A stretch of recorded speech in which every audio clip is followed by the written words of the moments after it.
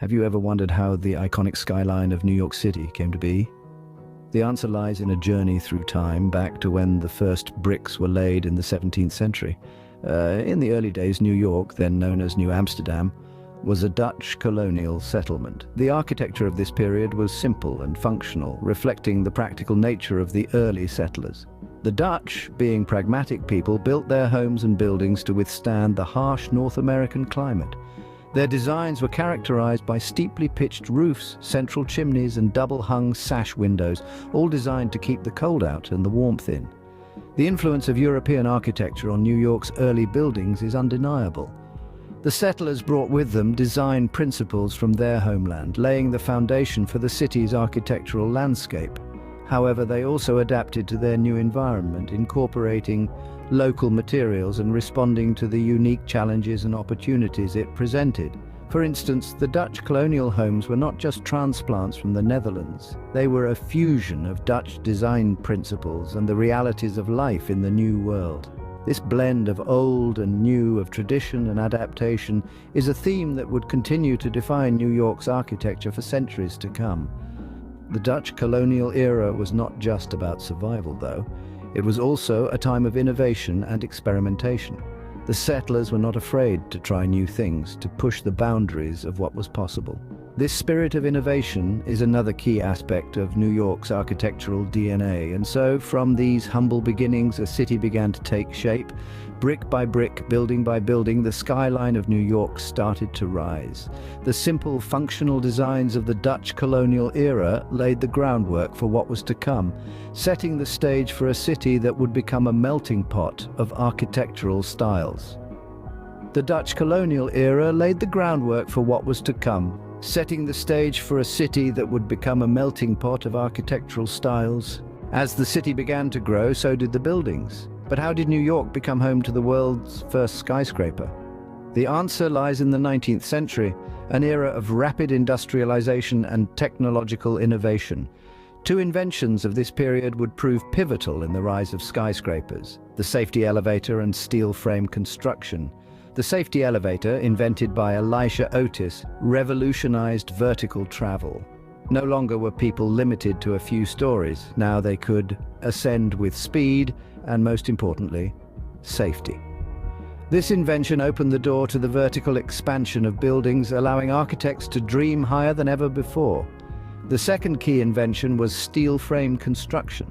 Before this, buildings were largely limited by the weight-bearing capacity of their walls. But with the advent of steel frames, the walls no longer had to bear the load of the building. Instead, the steel frame did the heavy lifting, allowing buildings to rise to dizzying heights. The combination of these two innovations paved the way for the Equitable Life building in 1870. Considered by many to be the first office building, it stood a towering 7 stories tall and was equipped with the first passenger elevator. The game had changed, the race to the sky had begun. As the years rolled on, the city's skyline began to take shape. Iconic structures such as the Flatiron Building, with its triangular design, and the majestic Woolworth Building, once the tallest building in the world, began to dot the horizon. Each new building was a testament to human ingenuity and ambition, pushing the boundaries of what was architecturally possible. The advent of skyscrapers was more than just a feat of engineering. It was a symbol of progress, a testament to the indomitable spirit of the city. Skyscrapers came to embody the ethos of New York, a city always reaching for the sky, always striving for more. The advent of skyscrapers forever changed the landscape of New York, setting a precedent for cities around the world. What happened when New York embraced the aesthetic of the machine age? The dawn of the 20th century saw New York City on the brink of a fresh architectural epoch. The city, ever the melting pot of ideas, embraced the Art Deco and Modernist movements with open arms, and the skyline was forever transformed. Art Deco, a style characterized by bold geometric forms, lavish ornamentation, and a fascination with the machinery of the modern world, made its grand entrance on the New York stage. The Chrysler Building, completed in 1930, stands as a resplendent testament to this style. Its gleaming spire, a stylized sunburst design, punctuates the cityscape with a touch of panache, embodying the optimism and vigor of the era. But Art Deco was not the only player in this architectural renaissance. Modernism, a movement grounded in the belief that form follows function, also found fertile ground in New York. The Empire State Building, rising majestically in 1931, is a prime example of this style. Its simple, streamlined form, devoid of unnecessary embellishments, speaks to the utilitarian spirit of modernism. These architectural phenomena did more than just reshape the skyline. They reflected the zeitgeist of the era, an age characterized by seismic shifts in technology, society, and culture. The Art Deco and modernist buildings of New York were not just structures of steel and stone, they were symbols of the city's relentless drive towards progress and innovation. The rise of Art Deco and modernism also heralded a new chapter in the city's identity. New York was no longer just a bustling metropolis. It was now a city of the future, a beacon of modernity that captured the world's imagination. These styles, with their bold lines, towering heights, and revolutionary ideas, gave New York a new face, one that was as dynamic and forward-thinking as the city itself. Art Deco and modernism gave New York its distinctive, glamorous image, one that continues to captivate the world. So, where did New York go after reaching such dizzying heights, you may ask? Well, as the city's skyline began to take shape, the architectural style also underwent a profound transformation. As we moved into the late 20th and early 21st centuries, a shift towards postmodern and deconstructivist architecture took place. Postmodernism was a reaction to the austerity, formality, and lack of variety in modern architecture. This movement, rather than rejecting the past, embraced it, combining new ideas with traditional ones. The Guggenheim Museum, a masterstroke of postmodern architecture, is a fine example of this. The museum's swirling ribbon-like form, a radical departure from the traditional museum layout, invites visitors to experience art in a new way.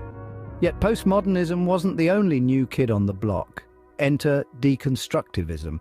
This style rejected the idea of a coherent structure, instead opting for a chaotic, fragmented aesthetic.